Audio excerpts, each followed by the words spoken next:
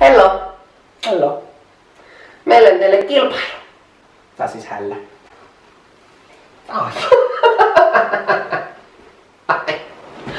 Meillä on teille kilpailu.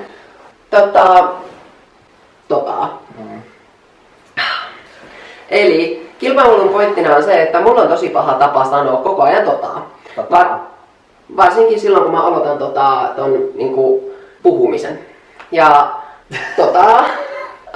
tästä sitten kilpailu. Eli koittakaa löytää koko tämän videon ajalta, kuinka monta kertaa mä sanon sanan. Ja kommentoikaa tuohon videon alle, että kuinka monta mä kerkeen sanoa tämän videon aikana.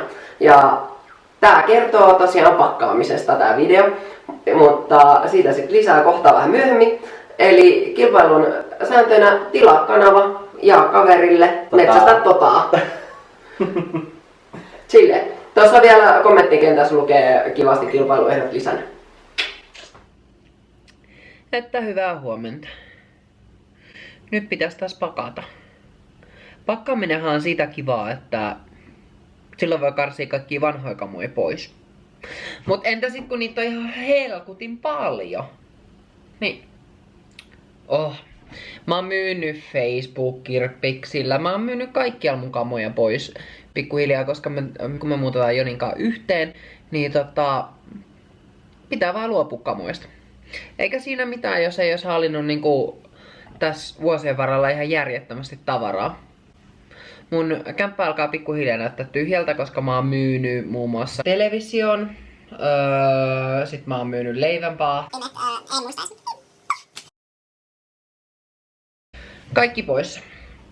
Ai niin, ja by the way, muuten voin kertoa, että jos kuvittelette, että naisilla on vaikeaa Facebook-kirppixillä myyminen, niin se ei ole mitään verrattuna siihen, että miltä minusta on niinku miesten niinku vaatekirppiksillä. Mä myin yhdelle miehelle takkia. Mä en tiedä itse asiassa, mä en ole vieläkään saanut sitä myytyä, mutta kun ja jos mä saan sen myytyä, niin hän kyselee jokaisesta yksityiskohdasta. Aikaisemmin hän kysyi monta kysymystä, mutta sitten loppupeleissä kysyi, onko vartalo myytänyt? Minkä takia mä en käytä sitä enää?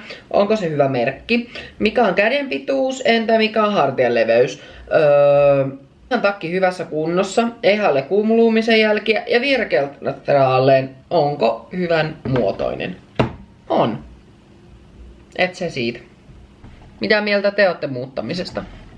Tää on siis mun elämäni ehkä 10. muutto. Ehkä 11, en tiedä, on muuttanut ympäri ämpäri. Mä oon asunut tosi monessa paikassa. Mä oon syntynyt siis täällä Helsingissä, mutta mä oon kerennyt asumaan Vantaalla, Espoossa, Kauniaisissa. Lapsuuden mä koen, että mä vietin suurimman osan lapsuudesta Karkkilassa ja kävin tosi pikaisen pyörähdyksen myös Vihdissä.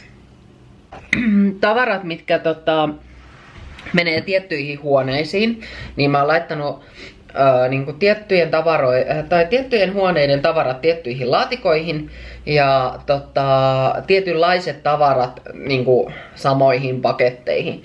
Et esimerkiksi mulla on tossa olohuoneeseen menevät koristeesineet, sit mulla on keittiön menevät koristeesineet, mulla on makuuhuoneeseen menevät koristeesineet ja sitten näin. Mulla on erilaiset niinku tavarat tavallaan suunniteltu eri paikkoihin. Mä oon suunnitellut, että sitten kun nämä tavarat vie eteenpäin, eli tulee muuttopäivä, niin ne laitetaan autoon siten, että tietyt tavarat on tietyssä järjestyksessä. Eli olohuone viedään ensin sinne, keittiö ja makuuhuone. Ja tavallaan sit kun ne tuon ulos, niin ne voi helposti laittaa kaikki oikeisiin paikkoihin, niin jos lukee päällä, mitä ne sisältää, mihin huoneeseen ne on, pitääkö kantaa varovasti.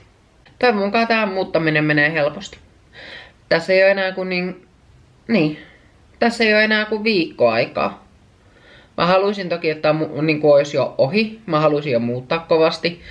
Musta olisi ihanaa. Siis me ollaan shoppailtu niin paljon ja kaikkea. Siis tulee ihan mielettömän ihania tavaroita.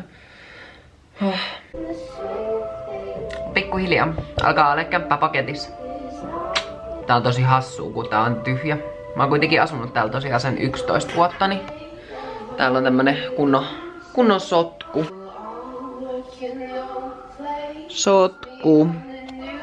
Niinku, mulla on ollut hyvä keino tässä näin, mitä mä oon paketoinut.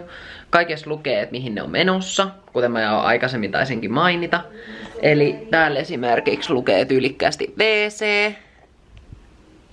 Ja sitten joissain noissa kasseissa lukee tyylikkäästi esimerkiksi, että mitkä vaatteet ne on, housut. Oon yrittänyt niinku olla järkevä. Tosiaan keskiviikkoon saadaan kämppä.